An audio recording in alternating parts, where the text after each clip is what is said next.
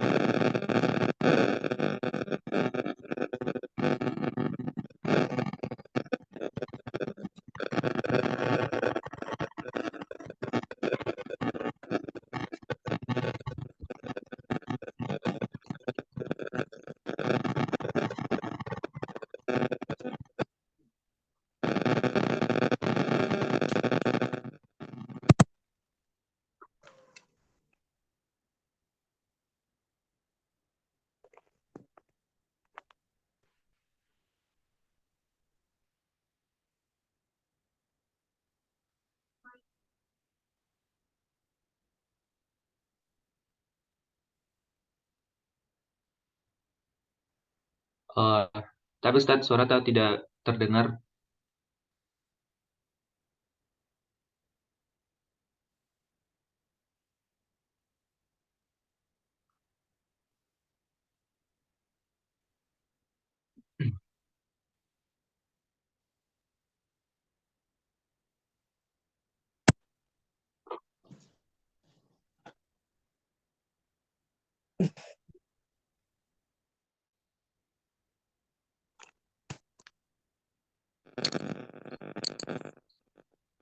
Kalau ini bismillah, alhamdulillah.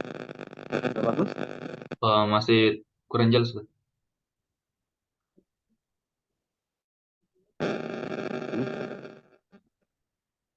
Video bagaimana?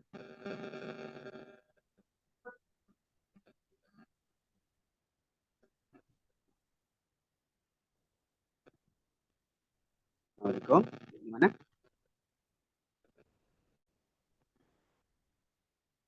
Sudah jelas?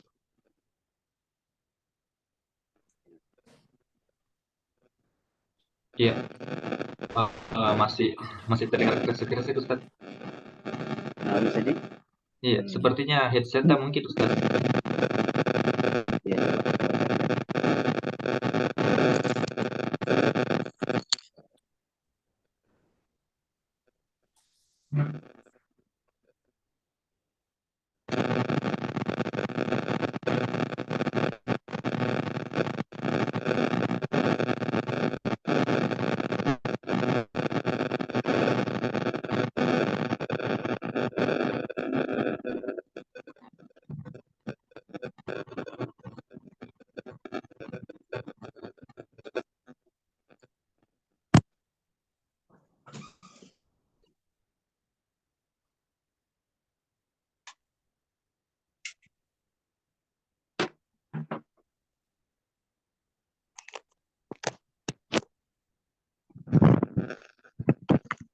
Assalamualaikum.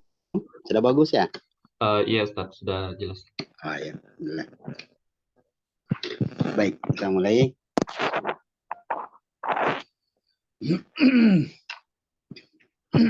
Bismillahirrahmanirrahim. Alhamdulillahirabbil alamin. Wa bihi nasta'inuhu ala umuri dunya waddin. Wassalatu wassalamu ala rasulin nabiyil karim wa ala alihi wa sahbihi ajma'in. Yaqulu rabbuna jalla jalaluhu wa taqaddasat asma'uhu fi kitabihil karim wa huwa asdaqul qailin ba'da a'udzu billahi minasyaitonir rajim. Ya ayyuhalladzina amanu taqullaha haqqa tuqatih wa la tamutunna illa wa antum muslimun. Allahumma salli ala Muhammadin wa ala alihi wa sahbihi wa sallam. Allahumma 'allimna bima yanfa'una wanfa'na bima 'allamtana wa zidna ilman warzuqna fahman. Assalamualaikum warahmatullahi wabarakatuh. Waalaikumsalam warahmatullahi wabarakatuh. Alhamdulillah, Bapak Ibu saudara sekalian, kita memuji Allah Subhanahu wa taala. Kita bersyukur bahwa Allah Subhanahu wa taala senantiasa memberikan kita nikmat yang banyak, terutama dua nikmat berupa kesehatan dan kesempatan ini, ya. Mudah-mudahan dua nikmat yang besar ini, yang mana Rasulullah Sallallahu Alaihi Wasallam sering mengingatkan kita bahwa ada dua nikmat yang manusia sering melalaikannya. Dia adalah nikmat kesehatan dan nikmat kesempatan. Semoga hari kita di pagi ini dalam naungan rahmat dan keberkahan dari Allah Subhanahu wa taala, sebab kita menyempatkan diri kita untuk mempelajari hadis-hadis Nabi Sallallahu Alaihi Wasallam, sebagaimana yang pernah kita jelaskan dalam pembahasan hadis Sahih Bukhari ini, bahwa salah satu kiat untuk mendapatkan kecintaan kepada Nabi dan mendapatkan cinta Nabi kepada kita sekalian adalah dengan banyak-banyak mempelajari hadis-hadis Nabi Sallallahu Alaihi Wasallam, yang tentu dengannya kita mendapatkan petunjuk dalam kehidupan kita di dunia ini dan keadaan kita nanti, ya, di akhirat kelak, entah mendapatkan surga atau waliyadzubillah kita berlindung untuk tidak dicampakkan ke dalam neraka Allah Subhanahu wa taala. Semoga kecintaan kita kepada Nabi, ya, mempelajari hadis-hadisnya, sekali lagi dengannya kita mendapatkan satu tiket untuk mendapatkan syafaat dari Rasulullah Sallallahu Alaihi Wasallam di hari kiamat kelak. Makanya kita banyak-banyak bersalawat pada Nabi kita Muhammad Sallallahu Alaihi Wasallam. Baik Bapak Ibu saudara sekalian, kita kembali ke kitab kita Sahih Bukhari. Kita ulang beberapa menit hadis yang telah kita baca pada pekan lalu. Di hadis ke-21 perlu kita perhatikan kembali bab yang ditempatkan dan disebutkan oleh Imam Al-Bukhari, bab bertingkat-tingkatnya ahlul iman dalam amalan. Saya baca langsung terjemahannya karena pengulangan dari hadis yang lalu. Telah menceritakan kepada kami Ismail berkata, telah menceritakan kepada kami Malik dari Amr bin Yahya al-Muzani dari bapaknya, dari Abu Sa'id al-Khudri, dari Nabi Sallallahu Alaihi Wasallam, bahwa beliau bersabda, ahlu syurga telah masuk ke dalam syurga dan ahli neraka telah masuk ke dalam neraka.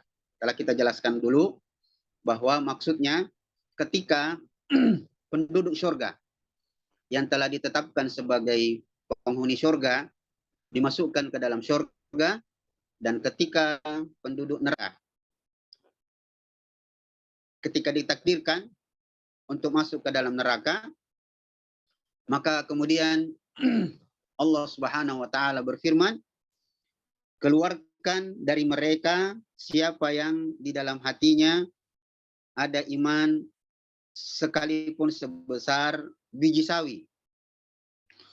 Maka mereka keluar dari neraka dalam kondisi yang telah menghitam gosong, kemudian dimasukkan ke dalam surga, ke dalam sungai hidup atau sungai kehidupan. Malik kemudian mengatakan, perawi ragu, lalu mereka tumbuh bersemi seperti tumbuhnya benih di tepi aliran sungai. Tidakkah kamu perhatikan bagaimana dia keluar dengan warna kekuningan? Berkata Wahib, telah menceritakan kepada kami al-amru, kehidupan, dan berkata sedikit dari kebaikan. Penjelasan kita pekan lalu menjelaskan secara rinci, dan kita mendatangkan hadis yang lain yang memberikan petunjuk bahwa sekecil apapun nilai keimanan seseorang, selama dia muslim dan memiliki nilai-nilai keimanan, maka dia tidak akan kekal di dalam neraka. Itu yang pertama. Kemudian dari hadis ini sesuai dengan bab yang ditempatkan oleh Imam Al-Bukhari bahwa bertingkat-tingkatnya ahlul iman dalam amalan. Perlu kita jelaskan satu penjelasan berikut yang cukup penting sesuai dengan teks hadisnya, bahwa nanti ahli syurga masuk ke dalam syurga, ahli neraka masuk ke dalam neraka, lalu Allah berfirman untuk mengeluarkan orang-orang yang dalam hatinya ada keimanan. Penjelasannya yaitu bahwa masuk ke dalam syurga itu ada 3 macam. Dan ini akan membuktikan atau memberikan penjelasan lebih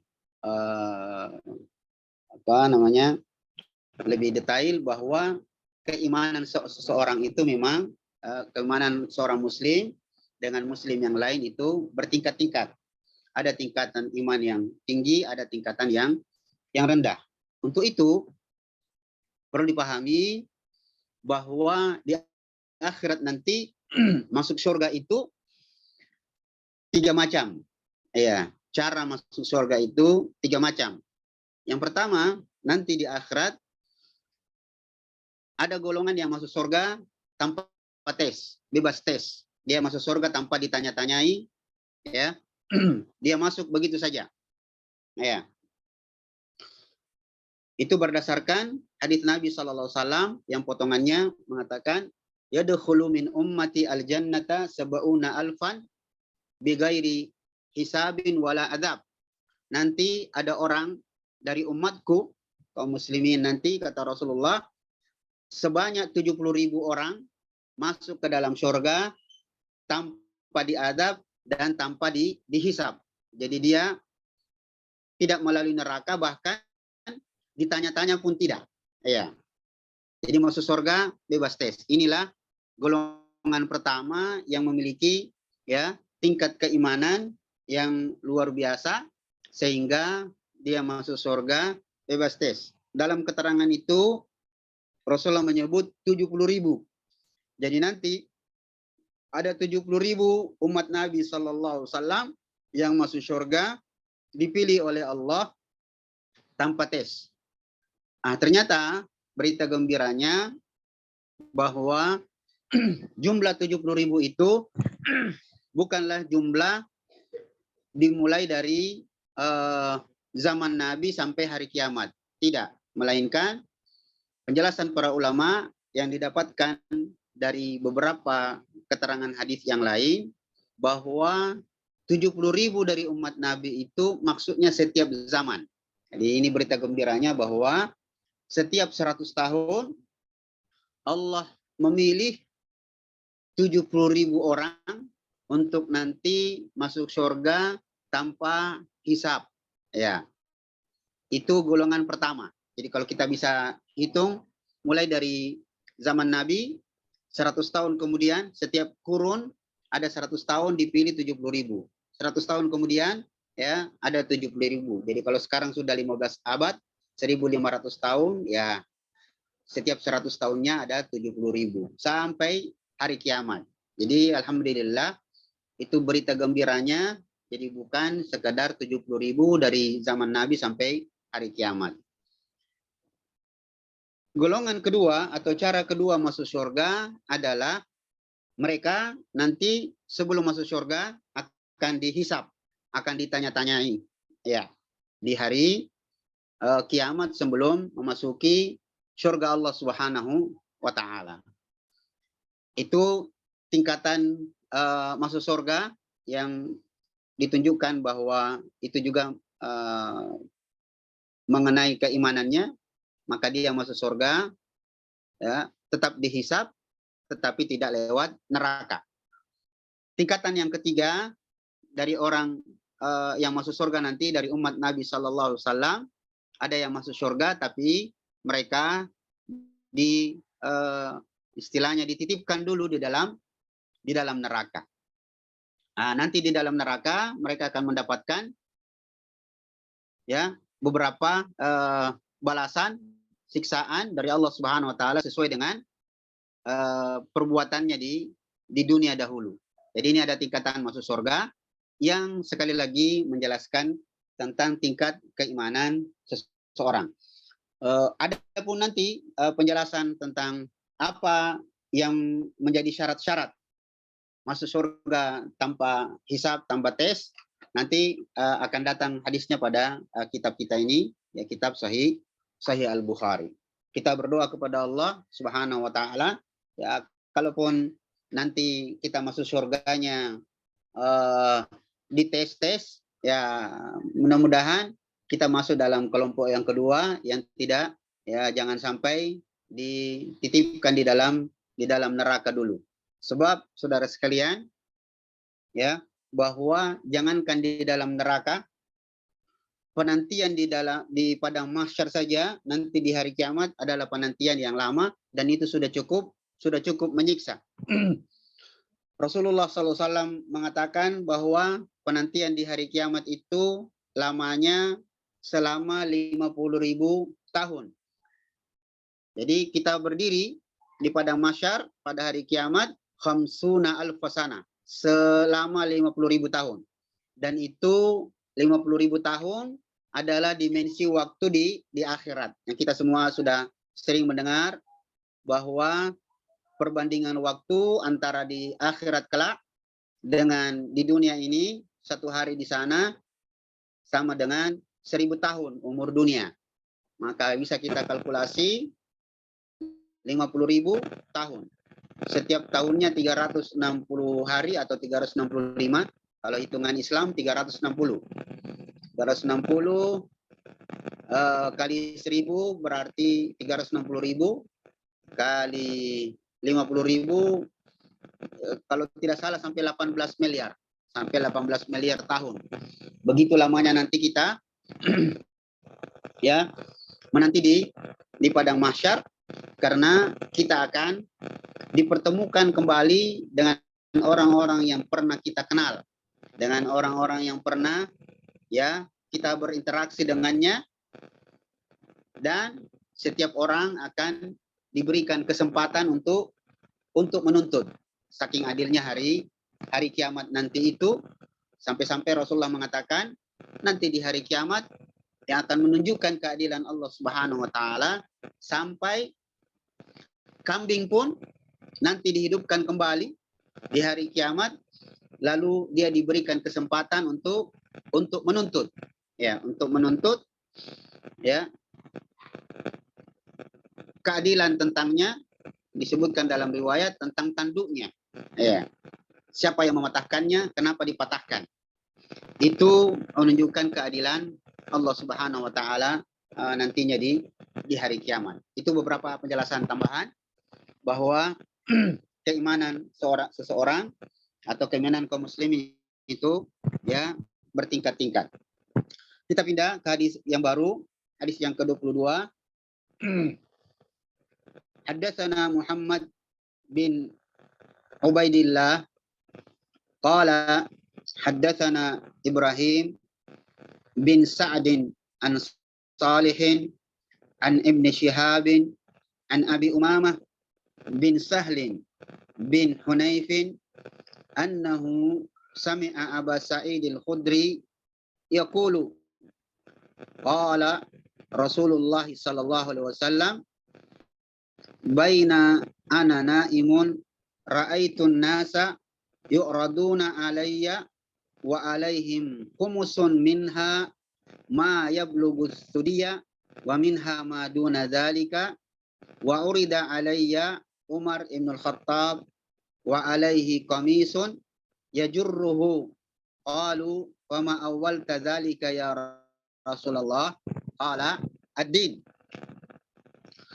Telah menceritakan kepada kami Muhammad bin Ubaidillah, dia berkata telah menceritakan kepada kami Ibrahim bin Sa'ad dari Saleh bin Shihab dari Umamah bin Sahal bin Hunayf, bahwasanya dia mendengar Abu Sa'id al-Khudri radhiyallahu anhu berkata, Rasulullah sallallahu alaihi wasallam pernah bersabda, ketika aku tidur, aku bermimpi melihat orang-orang dihadapkan kepadaku. Mereka mengenakan baju, di antaranya ada yang sampai kepada dadanya, dan ada yang kurang dari itu. Kalau diterjemahkan biasanya sampai kepada buah dadanya, maksudnya dada, ya. Dan ada yang kurang dari itu atau di bawahnya. Dan dihadapkan pula kepadaku Umar bin Khattab radhiyallahu anhu. Dia mengenakan baju dan menyeretnya. Para sahabat bertanya, apa maksudnya hal demikian menurutmu ya Rasulullah? Artinya apa, ya, maksud atau takwil atau tafsir mimpimu itu wahai Rasulullah? Rasulullah sallallahu alaihi wasallam menjawabnya adalah ad-din atau agama. Pelajaran yang bisa kita dapatkan dari hadis ini, yang pertama, bahwa mimpi itu mimpi yang datang kepada Rasulullah sallallahu alaihi wasallam dan kepada para nabi itu bentuknya wahyu. Jadi para nabi kalau dia bermimpi, maka maksud dari mimpi itu adalah wahyu. Kemudian dari hadis ini kita dapatkan bahwa Rasulullah melihat ada orang-orang yang memakai baju, ada yang sempurna, ada yang bajunya sampai di bagian dadanya, bahkan ada yang di bawahnya. Dihadapkan juga kepadanya Umar bin Khattab radhiyallahu an, dan juga, ya, dia melihat Umar menyeret bajunya tersebut. Ini memberikan petunjuk kepada kita, kata para ulama, bahwa mimpi itu memang lebih sering datang berbentuk simbol-simbol, ada isyarat-isyaratnya. Nah, nanti kita jelaskan sebentar bahwa ada isyarat-isyarat tertentu pada mimpi itu. Diisyaratkan sebagai baju, diisyaratkan dengan kalau di hadis yang lain misalnya disyaratkan dengan perahu, dengan laut dan seterusnya. Jadi mimpi itu memang sering-sering datang dengan beberapa bentuk benda. Yang berikutnya bahwa maksud baju dalam hadis ini yang kemudian ditakwilkan oleh Rasulullah Sallallahu Alaihi Wasallam sebagai agama. Jadi tafsir mimpi ini, tafsir mimpi yang berupa baju yang dilihat oleh Rasulullah SAW, beliau mengatakan baju yang dimaksud itu tafsirnya adalah agama. Kenapa baju ditakwilkan, diibaratkan dengan agama? Sebab sebagaimana baju ini, baju yang kita kenakan, pakaian yang kita kenakan itu berfungsi untuk menutup aurat, maka begitulah agama ini akan menutup dan melindungi seorang hamba dari api neraka, dan melindungi hamba ini ya dari perbuatan-perbuatan yang jelek, melindungi seorang hamba ketika dia beragama dengan baik, mempelajari agama dengan baik, maka pengetahuannya tentang agama ini akan menghalanginya dari perbuatan-perbuatan yang buruk, dari perbuatan-perbuatan maksiat. Dan berikutnya bahwa kenapa baju ini diibaratkan, ditakwilkan dengan agama, bahwa sebagaimana umumnya orang itu memakai baju, inginnya pakaiannya adalah pakaian yang baik, yang indah, dan terutama sekali pakaian yang bersih. Maka demikianlah agama ini akan menjadikan seseorang tergerak untuk melakukan amalan-amalan yang soleh, amalan-amalan yang baik. Itu pelajaran pertama dari hadis tadi. Hadis yang kedua, pelajaran kedua, di dalam hadis tadi digambarkan Umar radhiyallahu anhu datang.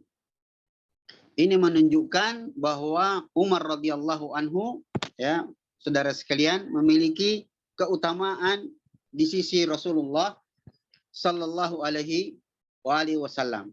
Itulah sebabnya Umar radhiyallahu anhu ya kemudian ditakdirkan oleh Allah lewat isyarat dari Nabi bahwa dia menjadi khalifah yang kedua.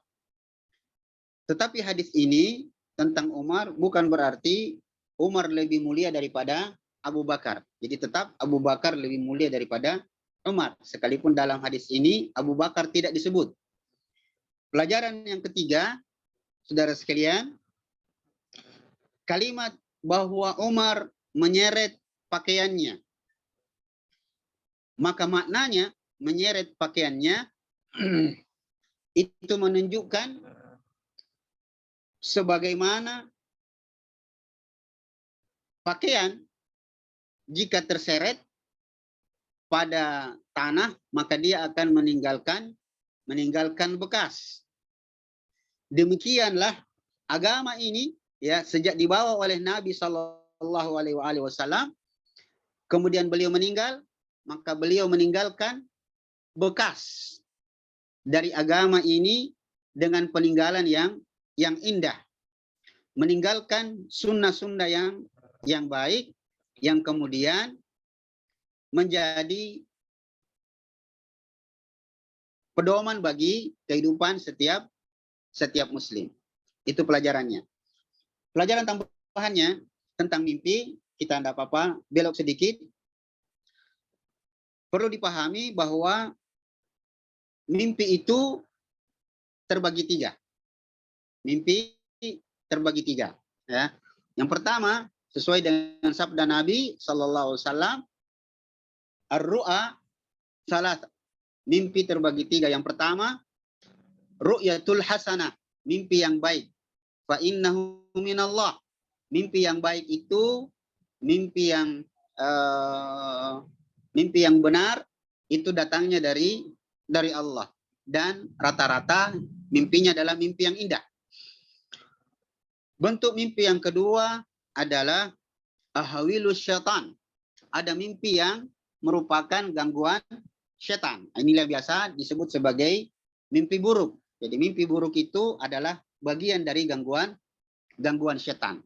Jenis mimpi yang ketiga adalah mimpi yang istilah orang Indonesia adalah bunga-bunga tidur.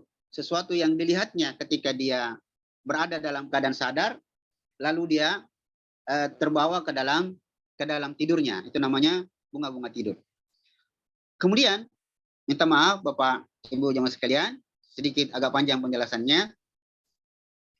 Hal yang berhubungan dengan mimpi berikutnya yang perlu kita pahami adalah adab-adab bermimpi. Kita perlu menjelaskan minimal satu hal yang berhubungan dengan adab bermimpi, yaitu bahwa jika kita mendapatkan atau melihat mimpi yang baik, mimpi yang indah dalam tidur, maka hukum asalnya ya mimpi itu diceritakan. Hukum asalnya mimpi yang kita lihat, jika mimpi itu benar, mimpi yang baik, mimpi yang indah, itu diceritakan. Berdasarkan beberapa riwayat bahwa Nabi SAW mengatakan, jika engkau melihat mimpi yang baik, maka ceritakanlah. Tapi kemudian dibuatkan batasannya. Kalau kita buat pertanyaan, bolehkah kita menceritakan mimpi yang baik itu kepada semua orang? Maka jawabannya adalah jangan. Hukum asalnya menceritakan mimpi yang baik itu diperintahkan. Tetapi hendaknya orang yang mendapatkan cerita mimpi kita itu cuma dua orang. Cuma dua jenis manusia. Yang pertama adalah keluarga kita, bapak ibu kita terutama, saudara kita. Yang kedua, yang berhak untuk mendapatkan cerita kita, yang boleh kita ceritakan padanya adalah orang yang mengerti tentang agama ini. Ya. Kenapa? Karena kalau takwil mimpinya terbalik, dia berbahaya. Dia berbahaya. Sudah disebutkan dalam beberapa riwayat, dalam hadis Nabi SAW, bahwa janganlah engkau bermain-main dengan mimpi. Karena mimpi itu seperti gelang yang berada di kaki burung. Kapan dia ditakwilkan, ya, maka dia akan terjadi cepat atau lambat. Nah, itulah sebabnya kalau kita ingin menceritakan mimpi yang indah, mimpi yang baik, maka hendaknya kepada orang yang mengenal agama ini, supaya apa? Supaya dia tidak sembrono dalam menerjemahkan, ya, mentakwil mimpi, ya. Dan juga hanya kepada orang tua kita. Berdasarkan, nanti Bapak Ibu bisa lihat penjelasannya di surah Yusuf. Ketika Yusuf alaihissalam bermimpi, ya, melihat 11 bintang, ya, rembulan dan matahari bersujud kepadanya. Dia ceritakan mimpinya itu kepada bapaknya. Bapaknya mengatakan, ya, Nabi Yakub, ya, la taqsus ru'yaka ala ikhwatika fayakidu laka kaida. Jangan kau ceritakan mimpimu itu kepada saudara-saudaramu. Itu menunjukkan bahwa mimpi itu tidak sembarang yang kita sampaikan kepadanya. Jika dia mimpi baik. Jika dia mimpi buruk, maka dianjurkan disunnahkan untuk tidak menceritakan kepada buruk itu. Itulah sebabnya kalau kita mimpi yang buruk, kita disunnahkan ya, jika terbangun maka kita menoleh ke arah kiri, lalu kita membaca ta'awudz, a'udzubillahi minasyaitonirrajim, lalu meludah 3 kali. Meludah 3 kali. Imam Al-Ghazali mengatakan ludah itu ya akan sampai ke wajah setan sebagai bentuk penghinaan karena dia telah mengganggu ya anak Adam ya dalam tidurnya. Maka kita disunahkan ya nanti adab-adab ketika kita tidur, lalu setelah membaca ta'awudz kita boleh tidur lagi. Kalau agak sulit maka kita pergi berwudu, lalu bisa tidur lagi dengan memukul-mukul atau menyapu tempat tidur kita atau bantal kita itu. Itu sedikit penjelasan tentang hal yang berhubungan dengan mimpi. Yang alhasil hadis ini secara umum menjelaskan kepada kita bahwa tingkatan keimanan setiap orang itu bertingkat-tingkat. Ada orang yang imannya tinggi dan itu akan mendapatkan balasan yang tinggi juga di sisi Allah di dalam surga. Baik, itu hadisnya. Kita pindah ke hadis berikutnya.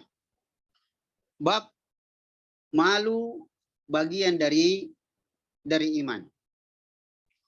Haddatsana Abdullah bin Yusuf qala akhbarana Malik ibn Anas an Ibn Shihab an Salim bin Abdullah an abihi anna Rasulullah sallallahu alaihi wasallam marra ala rajulin min al-ansar wa huwa ya'idu akhahu fil haya'i faqala Rasulullah sallallahu alaihi wasallam da'hu fa innal haya'a minal iman. Telah menceritakan kepada kami Abdullah bin Yusuf, dia berkata telah mengabarkan kepada kami Malik bin Anas, dia berkata dari Ibnu Syihab, dari Salim bin Abdullah, dari bapaknya, bahwa Rasulullah Sallallahu Alaihi Wasallam berjalan satu saat, berjalan dan melewati seorang sahabat dari kaum Ansar, sahabat Ahlul Madinah, yang saat itu sedang memberikan pengarahan kepada saudaranya tentang sifat malu. Maka Rasulullah Sallallahu Alaihi Wasallam mendengarkan wejangan itu, lalu beliau mendekati sahabat itu lalu bersabda, tinggalkanlah dia, karena sesungguhnya malu adalah bagian dari iman. Ada kalimat yang perlu di garis bawahi, kalimatnya adalah tinggalkanlah. Bukan maksudnya tinggalkan orang itu, maksudnya biarkanlah dia dengan sifat malunya. Penjelasan hadis ini, Bapak Ibu serta saudara sekalian, adalah bahwa kisah tentang hadis ini sampai Rasulullah mengatakan biarkanlah dia, tinggalkanlah dia dengan sifatnya, sifat malunya itu, karena sesungguhnya malu adalah bagian dari iman. Disebutkan dalam kisah bahwa sahabat ini memarahi saudaranya. Kaum Ansar ini memarahi saudaranya karena sifat malunya terlalu tinggi. Lalu dia mengatakan, kalau kita pakai bahasa sederhana kita, ya bahasanya, kamu terlalu malu, sifat malumu itu tinggi sekali, sifat malumu tingkat dewa. Nah, itulah yang membuat kau tidak mendapatkan kebaikan. Itu malumu itu membuat kau ya sulit mendapatkan teman dan seterusnya. Kalau bahasa kita lebih sederhana lagi orang Sulawesi, kau terlalu pemalu, makanya tidak ada temanmu. Ada lebih ekstrim lagi yang biasa kita dengar, terutama kepada anak gadis. Kamu jangan terlalu pilih-pilih teman. kau itu terlalu malu, makanya tidak dapat jodoh. Bagaimana ceritanya kamu bisa mendapatkan laki-laki yang bisa jadi suamimu kalau kau tidak pernah bergaul? Tampilkan juga wajahmu, penampilanmu, ya, bodimu, wajahmu, seluruh tubuhmu kepada laki-laki supaya ada laki-laki yang tertarik. Tapi kalau begini modelnya, kau di rumah saja, tidak kemana-mana, tidak mau bergaul, ya, cari teman pilih-pilih. Nah, bagaimana caranya kau dapat jodoh? Nah, ini sesuatu yang sangat ekstrim, ya, dan tentu peringatan yang salah. Tetapi sahabat ini tentu kalimatnya tidak seperti itu. Dia cuma menasihati bahwa gara-gara kamu malu ya tidak dapat, ya rezekimu kurang, ya seperti itu. Maka disebutkanlah hadis ini bahwa Rasulullah mendengarkan itu nasihat seorang sahabat Ansar kepada adiknya yang terlalu tinggi rasa malunya, tapi Rasulullah justru mengatakan dakhu, biarkan dia. Ya, seakan-akan Rasulullah ingin mengatakan, ya kalau kita takwilkan, terjemahkan, biar saja. Justru rasa malu itu adalah akhlak yang baik. Sesungguhnya malu itu bagian dari iman. Nah, kalimat bagian dari iman ini itu ada karena sesuai dengan sabda Nabi SAW yang lain, al-imanu al-haya'u syu'batun minal iman. Malu itu, sifat malu itu bagian dari keimanan. Pelajaran berikutnya yang bisa kita dapatkan dari hadis-hadis ini tentang sabda sallallahu alaihi wasallam, biarkanlah dia dengan sifat malunya karena sesungguhnya malu adalah bagian dari iman. Bahwa yang pertama, sifat malu itu al-haya'u yamna'u sahibahu minal fi'li min fi'lil ma'asi wa qaba'il umur. Rasulullah menyuruh kita untuk memiliki rasa malu karena sifat malu itu ya akan menahan dan mencegah seorang hamba dari perbuatan-perbuatan buruk, perbuatan-perbuatan maksiat. Dalam hadis yang lain sebagai penjelasnya Rasulullah mengatakan al-haya'u la ya'ti illa bi khair. Sifat malu itu ya tidaklah dia datang kecuali pasti membawa kebaikan. Nah, ini keutamaan sifat malu. Disebutkan dalam riwayat bahwa Umar pernah bertemu dengan orang Nasrani. Lalu orang Nasrani ini mengatakan, sungguh di dalam kitab suci kami, kata orang Nasrani ini kepada Umar bin Khattab radhiyallahu an, inna minal haya'i waqaran wa sakinatan. Ya, kata Nasrani ini kepada Umar, wahai Umar, sesungguhnya di dalam kitab suci kami ya juga diceritakan tentang pentingnya rasa malu. Ya, karena Nasrani ini mendengar hadis-hadis Nabi yang diajarkan oleh Nabi, maka dia juga bangga dengan kitab sucinya lalu mengatakan, sesungguhnya di dalam kitab suci kami juga diceritakan tentang keutamaan rasa malu. Apa itu? Inna minal haya'i waqaran wa sakinatan. Sungguh rasa malu itu, sifat malu itu mendatangkan kewibawaan dan mendatangkan sakinah, ketenangan. Nah, jadi sebenarnya dari sini kita dapati bahwa semua agama itu mengajarkan tentang malu. Ya, kalau berbicara akhlak, semua agama mengajarkan tentang malu, tetapi Rasulullah SAW mengajarkan akhlak itu lebih sempurna. Ya.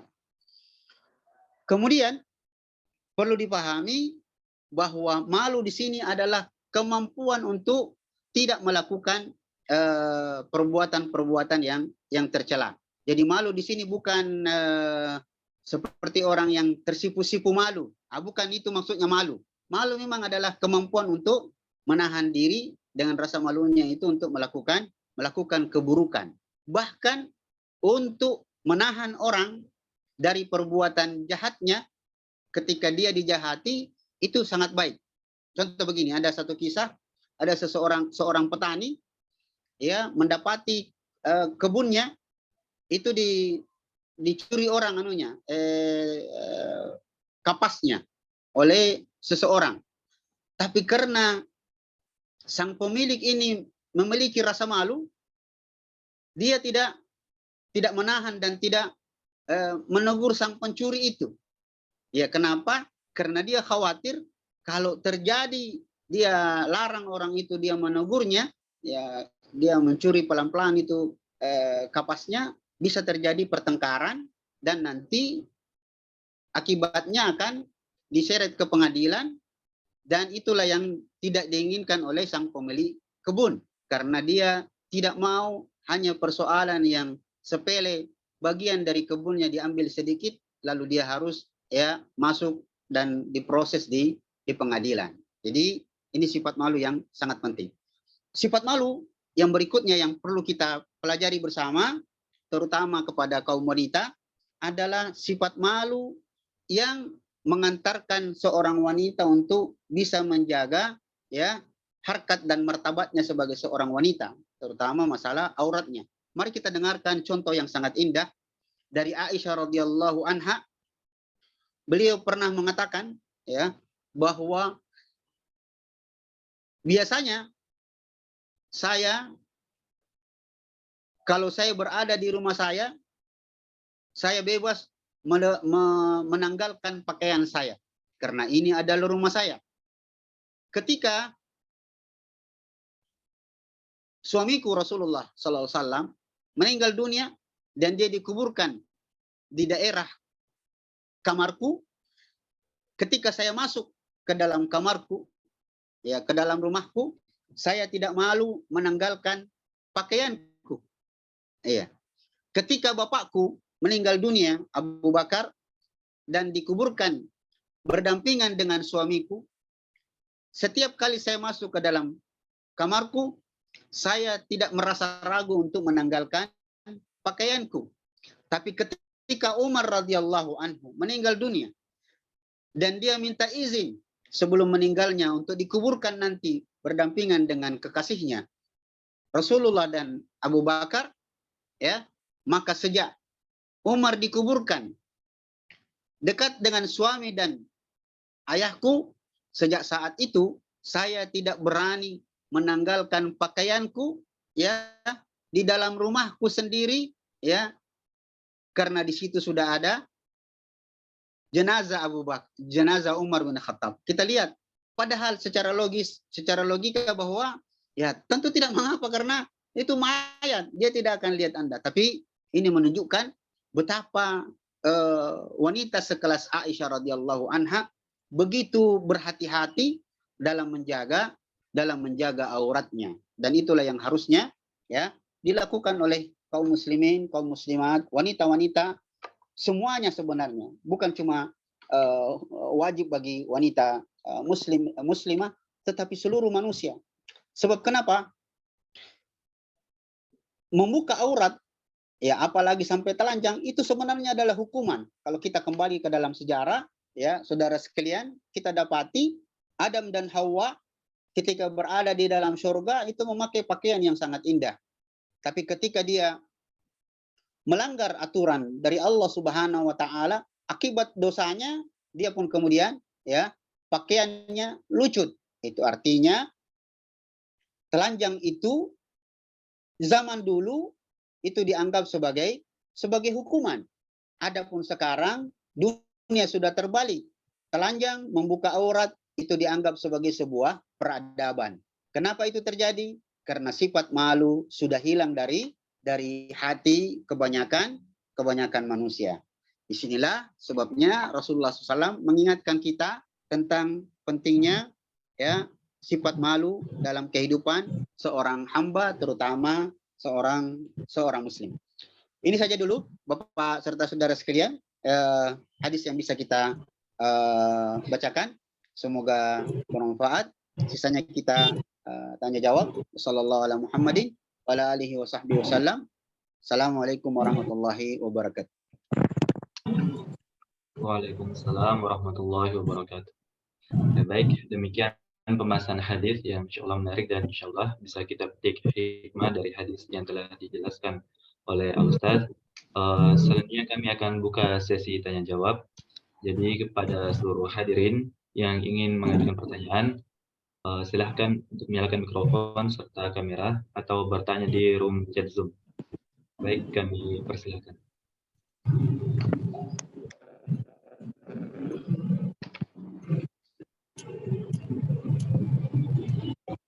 Punya kecil sekali suaranya di.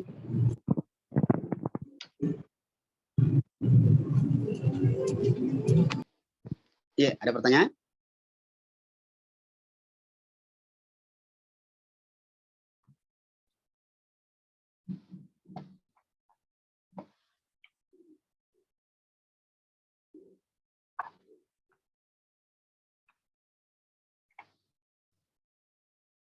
Oh, saya tidak dengar.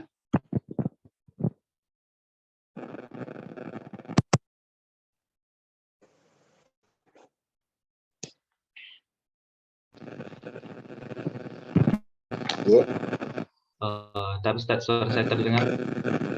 ya, dengar tapi kecil. Ya. Kenapa ya? Bagaimana Iya. pertanyaannya? Ada pertanyaan? Ya, ada pertanyaan dari Ibu Yasinta.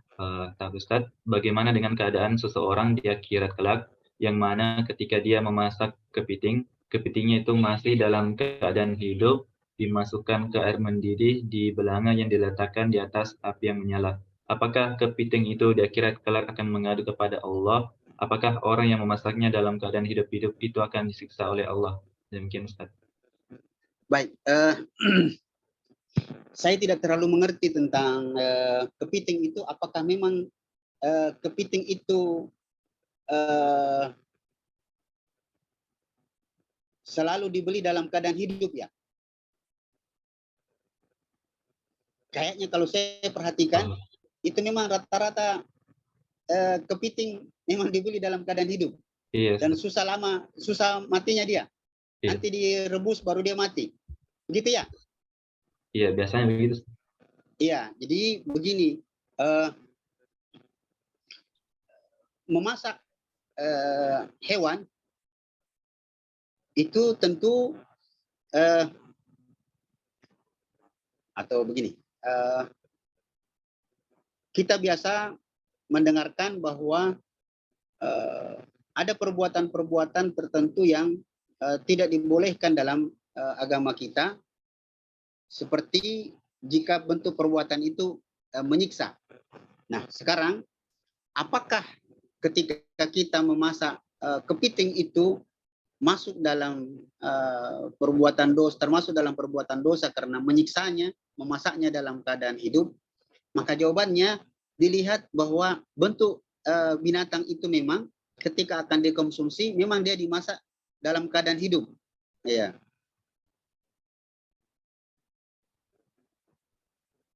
Jelas suaranya? Iya, Ustaz, jelas.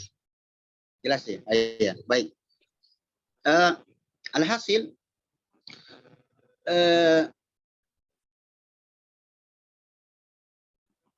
kalau kita melihat jenis ikan, ada jenis ikan itu cara mematikannya dipukul kepalanya. Saya tidak salah jenis ikan nila ya. Itu ikan nila biasa dipukul kepalanya baru dia mati. Karena dia dijual di pasar itu biasanya dalam keadaan hidup. Dia di air diangkat baru ketika mau dibawa pulang biasanya dipukul kepalanya. Apakah itu bentuk penyiksaan? Tidak, karena memang dia sudah begitu. Harus seperti itu. Maka insya Allah tidak termasuk dalam bentuk dosa ya, memasak kepiting dalam keadaan hidup ya. Kalau memang ya, ini saya terus terang saya tidak terlalu mengerti apakah memang kepiting itu semuanya hidup dibeli. Nanti kalau untuk menunggunya mati lalu dimasak, nampaknya saya hampir tidak pernah mendapatkan kepiting dalam keadaan mati betul baru dimasak. Rata-rata memang dia dalam keadaan hidup. Iya, wallahu a'lam. Jadi insya Allah kalau memang seperti itu keadaannya maka dia tidak mengapa. Iya. Wallahu a'lam. Iya. Ya, Ustaz. Syukran Ustaz atas penjelasannya. Baik, jadi kepada seluruh hadirin yang masih ingin mengajukan pertanyaan, kami persilahkan.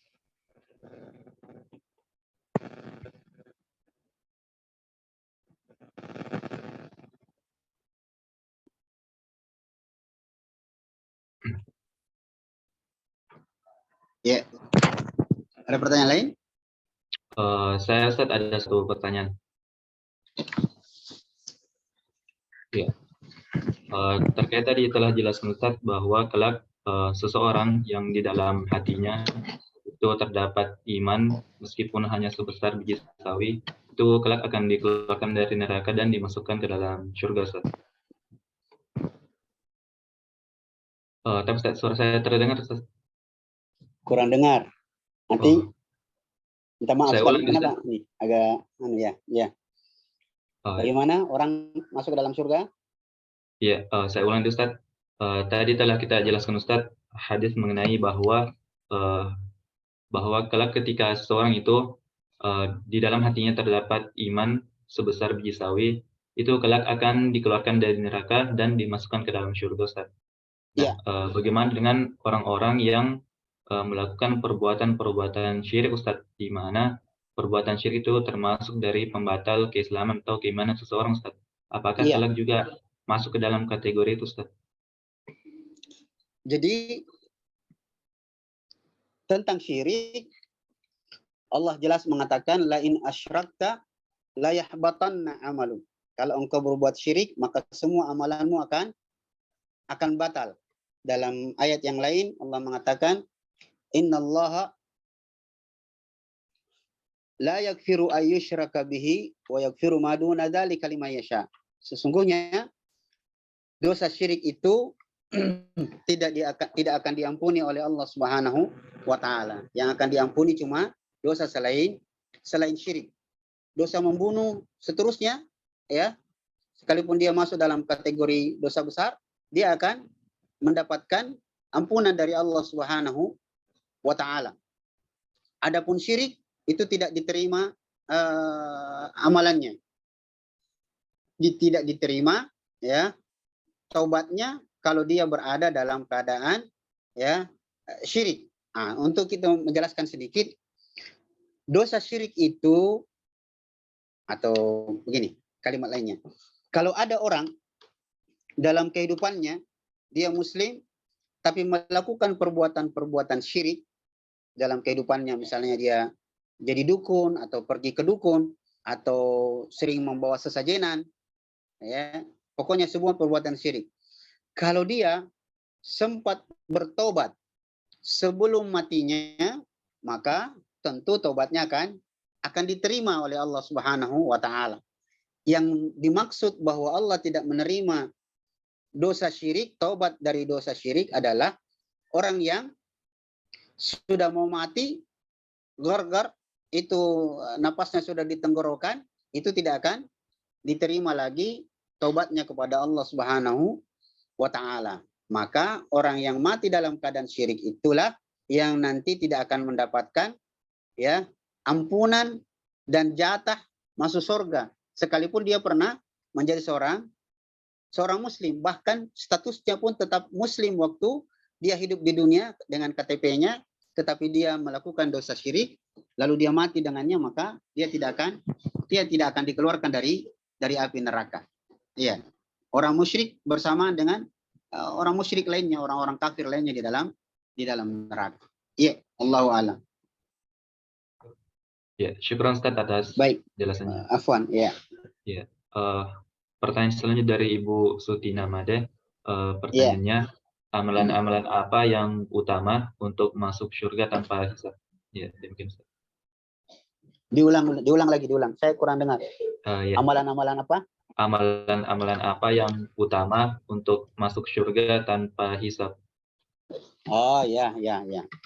Jadi ada beberapa kriteria yang disebutkan oleh Rasulullah Sallallahu Alaihi Wasallam untuk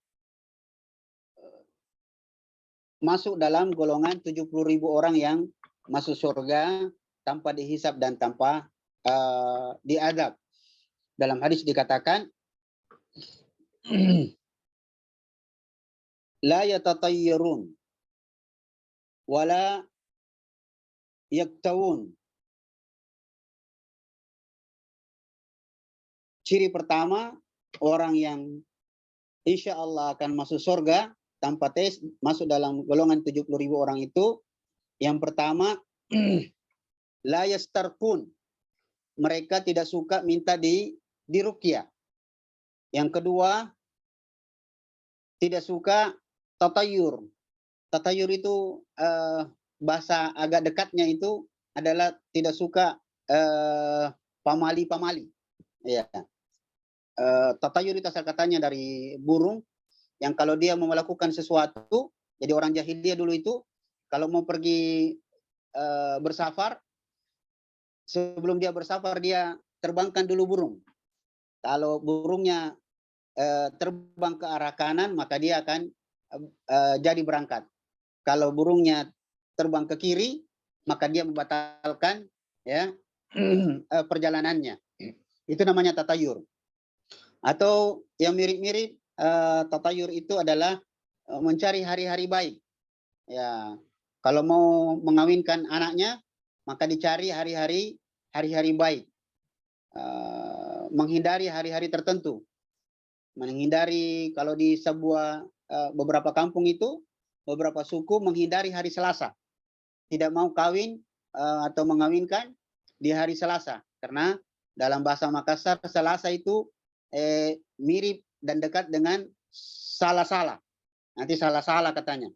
Nah, maka orang yang masuk dalam kategori itu susah masuk dalam kelompok 70.000 yang masuk surga tanpa tes. Jadi yang pertama syaratnya tidak suka minta diruqyah.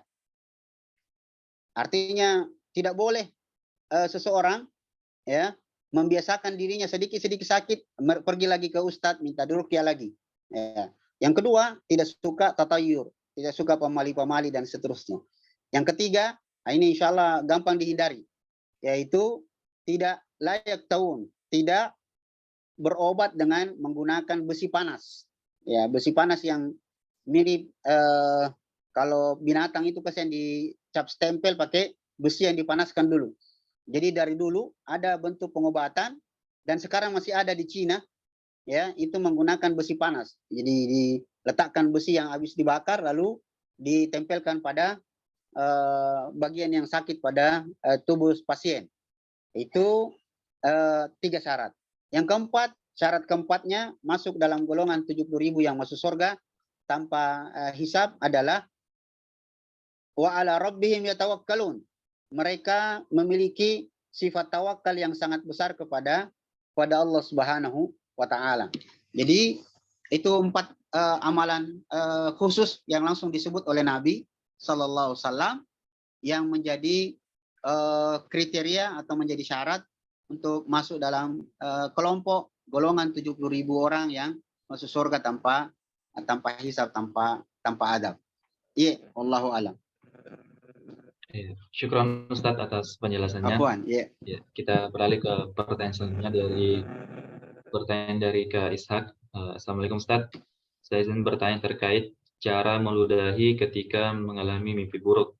Maaf sebelumnya, apakah harus ada air ludahnya karena takutnya mengotori samping kiri kita? Ya, jadi cara meludahnya itu bukan meludah, maksudnya meludah pakai dahat, bukan. Dia kayak gerimis, pelan-pelan begini. Kalau lihat gambarnya, kayak gerimis sedikit saja ludahnya. Ya, jadi mengucapkan A'udzubillahi minasyaitonirrajim, ya, 3 kali lalu meludah pelan-pelan ke arah kiri bawah, arah kiri bawah. Ya, jadi subhanallah, saudara sekalian, agama kita ini agama yang sangat sempurna dan sangat indah. Bahkan cara meludah pun diajari. Ya, kita secara umum kalau meludah itu yang disunahkan adalah meludah ke arah kiri bawah. Tidak boleh meludah jauh ke depan. Tidak boleh. Meludah ke depan. Tidak boleh. Meludah arah kiri ke bawah. Ya. Itu pun meludahnya pelan-pelan. Kalau berhubungan dengan mimpi. A'udzubillahi minasyaitonirrajim. Ya, dalam riwayat setiap kali ta'awud, setiap kali ludahnya. A'udzubillahi minasyaitonirrajim. A'udzubillahi minasyaitonirrajim. A'udzubillahi minasyaitonirrajim. Dalam petunjuk yang lain disebutkan 1 kali a'udzubillahi minasyaitonirrajim, meludahnya 3 kali. A'udzubillahi minasyaitonirrajim. Tetapi yang paling afdal adalah setiap ta'awudz ya dilakukan 3 kali setiap ta'awudz, kemudian meludah kiri dengan kayak gerimis begitu pelan-pelan. Ya, begitu caranya. Allahu a'lam. Ya. Oh ya. Syukran Ustaz atas penjelasannya. Satu pertanyaan lagi Ustaz. Pertanyaan dari Ibu Sutina Made.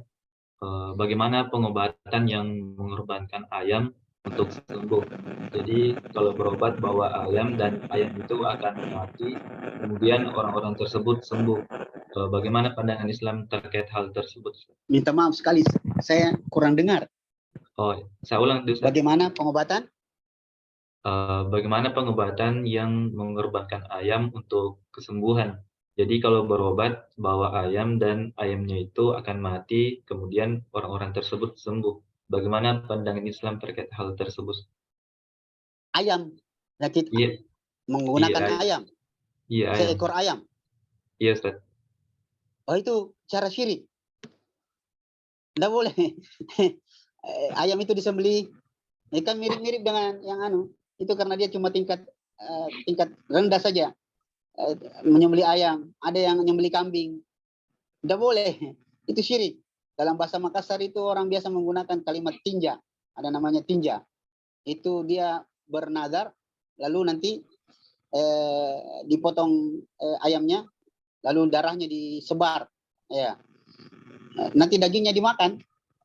Ya, ada juga yang dia lempar begitu saja ayamnya. Ini tidak boleh, itu cara syirik. Itu biasanya yang suruh itu dukun. Yang suruh itu dukun. Bukan cuma ayam. Dari saya tidak usah sebut nama satu daerah di Indonesia, itu pernah sekitar tahun-tahun 2010-an. Ada yang pernah datang ke kami, itu anak muda, ya, gila dia. Akhirnya kita ruqyah, kita bekam, tapi alhamdulillah ada perubahan, cuma saja ada yang sedikit aneh bagi kami, ya, dengan teman-teman kami yang meruqyah anak muda itu, ya, karena ternyata dia dari keluarga orang berada. Ya, saya tanya ibunya, ini sebelum ke sini minta diruqyah, pengobatan apa saja yang ibu lakukan? Dia bilang kami pernah ke satu daerah, Ustadz, ya, kami di daerah itu disuruh menyembelih kelinci, ya, kelinci lalu darahnya ditaruh di kepalanya, karena dia kan otaknya ini miring, dikasih di kepalanya. Tidak boleh itu syirik. Bahaya itu. Kalau mati dalam keadaan begitu dan masih yakin dan tidak bertobat, itulah yang masuk dalam kategori mati dalam keadaan syirik. Wah, itu bukan, jangankan mau masuk surga lewat neraka, itu bisa bebas tes masuk neraka itu, ya, minta maaf. Kalau ada orang bebas tes masuk surga, ada orang masuk tes bebas tes juga masuk neraka. Ya, hati-hati, jangan melakukan tindakan-tindakan yang berbahaya, ya. Ya, itu cara dukun itu, cuma dukun yang suruh begitu. Ya, seperti juga memindahkan penyakit ke kelapa, ke binatang. Wah, itu cara dukun itu berbahaya. Dan alhamdulillah kita semua tahu sudah dibongkar sebagiannya oleh pesulap merah, ya. Pesulap merah sudah pernah tampil. Ya, tidak boleh itu, jangan. Ya, Allahu a'lam. Ya. Iya, syukran Ustaz atas penjelasannya. Jadi kepada hadirin yang lain, jika masih ada pertanyaan, kami persilahkan. Baik. Baik, jika sudah tidak ada, kita cukupkan kajian kita pada pertemuan kali ini. Sebelumnya kami mengucapkan jazakallahu khairan kepada Al-Ustadz Dr. Irwan Fitri LC yang telah menyempatkan waktu untuk menyampaikan pembahasan hadis Sahih Bukhari yang insya Allah bermanfaat bagi kita semua pada pertemuan kali ini. Dan kami juga mengucapkan jazakumullah khair kepada seluruh hadirin yang telah meluangkan waktu untuk hadir pada pertemuan kali ini. Dan semoga kita bisa mengikuti kajian kita pada pertemuan-pertemuan selanjutnya insya Allah. Baik, untuk menutup kajian kita pada pekan kali ini, marilah kita bersama-sama mengucapkan doa kafaratul majelis. Subhanakallahumma bihamdika, asyhadu an la ilaha illa anta astaghfiruka wa atubu ilaik. fastabiqul khairat. Wassalamualaikum warahmatullahi wabarakatuh. Waalaikumsalam warahmatullahi wabarakatuh.